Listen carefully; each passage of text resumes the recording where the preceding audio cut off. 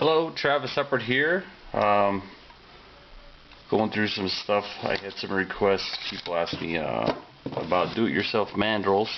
Just want to walk through kind of how I make the ones I use. Pretty straightforward process. You do need a couple things to do it, at least the method I use. You can see I have different sizes, from 3/4 inch to 1 inch to 1.5 inch, 2 inch. You could use toilet paper rolls, you could use shipping boxes, you could use almost anything that'll hold its shape, and you could get some pins into. The main thing when making these is that you want your holes, your pattern, to pretty much line up so your rows would run straight up and down, and then you want them to be fairly evenly spaced around the circumference of the whatever you're using. You can see this one here is 12 hole spacing. I have multiple rows drilled through this one. That way if I wanted a tie, it was this big, this has 12 holes, I could go up to 12 bites. You can see I have it labeled for a 6-bite pattern. I've tied it up previously. 3 would work too, 4 would work. Any of those bites that divide into 12, you could use this, skip some holes, use that for your layout. You could tie, a 6-bite pattern here, you could tie it here, you could tie it all the way to here, you could tie it here. It gives you some options and flexibility just depending on the size of your tie to add more rows throughout the length of the mandrel, I think. You see I have room in here and here if I needed to. Sometimes I'm working on a tie and I realize this spacing is just a little bit too small. This spacing, here might be a little bit too big. Maybe I need another row here. It allowed me to tie that, to make my tie that size, to put it on what I'm going to put it on, so there's not a lot of tightening involved, or it's not too tight to get it on. So you can see these are the ones I've all made. Pretty much, half a day and a weekend you could grab some PVC tube shapes from Home Depot. That's where I got these 2-foot pieces. Basically you cut them down. You can see these were once a full section. I have one more section of this I could make, so I cut them down in about 8-inch pieces, and then I could turn them into different mandrels. And then you can see when they're complete, this is one of my ties I'm working on. They go on my billiard balls. This is a bruiser that was part of a video series. We still got to go back and double the inner tie, but you can see the mandrels are pretty handy.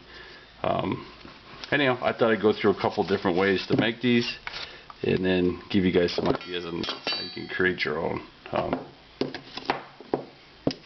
The main thing to start is to be able to space. So we're going to use this one today. This is a 1-inch piece, 1-inch ID. I don't know, it's a little thicker than that OD. It's a nice length for what I would use it for. When I started, I was using basically a flexible tape. You could take the flexible tape, run it around the circumference of the mandrel, get your overall dimension. So you can see here it's roughly 4¼ inches. If I wanted to put 8 bites on that, 8 even spaces around it, I then would have to divide the 4¼ by 8, and that would give you the dimension for each hole. It's not precise, you have to adjust it a little bit, but it works. That's how all these were made, with the flexible tape, and just lay it all out and then adjust it a little bit till you get it just where you want it, in one row around, and then you could take and transfer those down the length of the mandrel to create more rows. I think an easier way to do it, the way I've made my last couple, is to use some geometry basically on a circle. So if the circle is 360 degrees around, you can see I've broken it apart in different degrees. It's not perfect, but it's really pretty close enough for me. The mandrels are for my use, so they don't have to be factory made or machine made perfect. They're just handmade. So with this type setup, you would take, so on the piece today I'm going to put 8 bites onto this, going around evenly spaced. So I would take 360 degrees and divide that by 8, which basically breaks down to 45-degree increments. So 45, 90, 135, and then you lay those out on the perimeter. We'll transfer them down the mandrel, and then I could show you how to lay out for your hole drilling. So basically you center, what I would do is center the tube up as best you can. right over the center of the circle, and then we're just going to transfer our marks. So we'd have one at 45 degrees. You always have one at 0. You'd have another one at 90, 135, 180, come around to 225, 270, 315, and then you should be back to 0. So that should roughly give you a fairly even spacing around your mandrel. 8 even bites going around the perimeter. It's close enough. I mean, it's going to give you, that way when you tie your bites are evenly spaced. This helps everything along if you do this properly. The way I transfer the line down the mandrel is I take my square, lay it down flat like this, and put the tube right up against it. That way I know I'm running parallel down the mandrel, and I just transfer these lines all the way down. Once again, these are for your use. Doesn't have to be perfect. If you were trying to sell them, you probably want to maybe take more time and do them a little bit better, but this is plenty good for what I use them for. We transfer all 8 lines the length of the tube.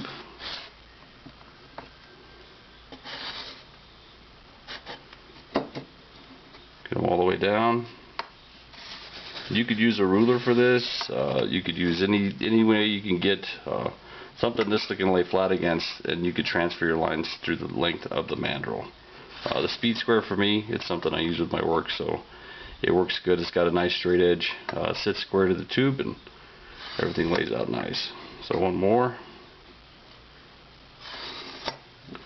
So that should give us our tube layout. So now you can see all the way through the mandrel we have 8 even lines down the length of the mandrel. So the next thing you want to determine is how many rows you want down the mandrel. I typically put them an inch down and then space them out from there.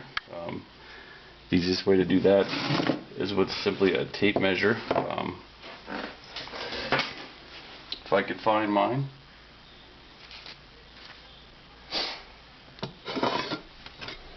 What you'll want to do is take your tape measure. You could actually use, the speed square is just as easy. If I want to come down an inch to my first one, I simply put it on there, mark it out as best I can. Try to come back to where you started. Pretty close. Say we want to space it out another 2 inches. You could simply, what I typically do is just mark these out on my dimensions as close as I can to where they'll be uniform.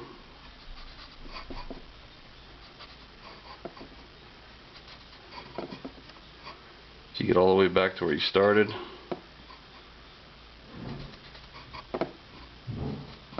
And now we have 2 circles basically around the mandrel, pretty evenly spaced. You could add as many rows as you wanted. I'd say on a short piece like this, you could add multiple rows, gives you a lot more flexibility. You can see on some of my shorter ties, these are the ones I made more recently. They're kind of give you even more flexibility. So I would run a row with 10 even space and 12 even space on the same mandrel, and continue that 10, 12, 10, 12, 10, 12 all the way down. In this instance, I could use these 10, 10 here. I got multiple spacings I could use throughout. Split that in half. I could do a 5-bite tie, 2-bite tie. The 12 will give you evenly spaced. You could do 4 bites, 6 bites, 2 bites, 3 bites, but then it gives you a lot of room to mix that up. So if you want to tie a long, thinner one, you could do it. Same thing here. 8 bites, 6 bites, so there's a lot of flexibility on these little ones.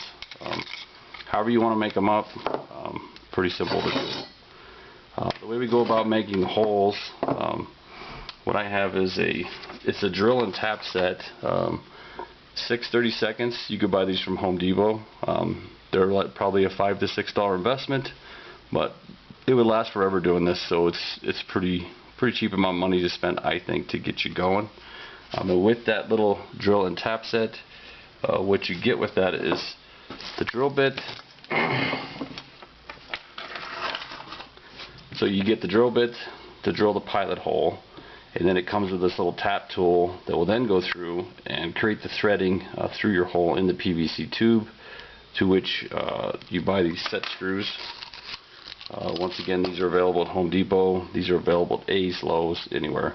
But you want to get the set screw that matches your tap size. So in this instance, these are 6 32nd screws. You can see some of these are smaller, some are longer. I like the longer ones because when you get a tie going and you start building up double, pretty soon these get the short ones. Sometimes the cord won't want to stay on it. These longer ones I like better. And also with that, I get a small Allen wrench like this. So once your tie gets too tight, once you start tying around something, it'll get pretty tight. Hard to get the pins out and get the tie off the mandrel. These simply go into the end of it, and then you can turn it just like a screw. Pretty straightforward. So on our mandrel we're working on, we would start with the pilot holes. So you grab the drill bit first. You're going to want to drill on each intersection where they meet around the mandrel. So we'll drill those 8 holes real quick.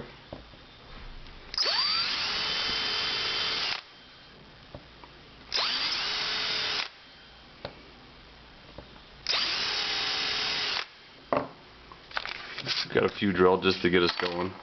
I just want to kind of give you the general idea. We won't finish this whole thing today. But you can see it doesn't have to be perfect, just has to be close. Once you have your pilot hole done, then you put the tap in. Simply run it through the hole, nice and smooth. Back it out. Do it again. You run around every hole, all the way around the mandrel, and do this once you've drilled your pilot holes. That's it. And you can see once you're done threading with the tap tool, these screws then just screw right in.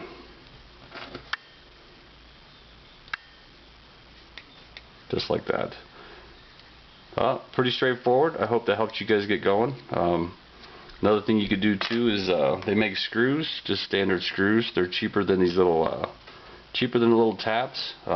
If you're looking for a cheaper way to get into it, these work as well. They're also 6 32seconds on the threading, so they go right in. It could also be a pin. I've seen guys use shelf pins as well. Drill a smooth hole through and then a shelf pin goes in. They pull in, pull out.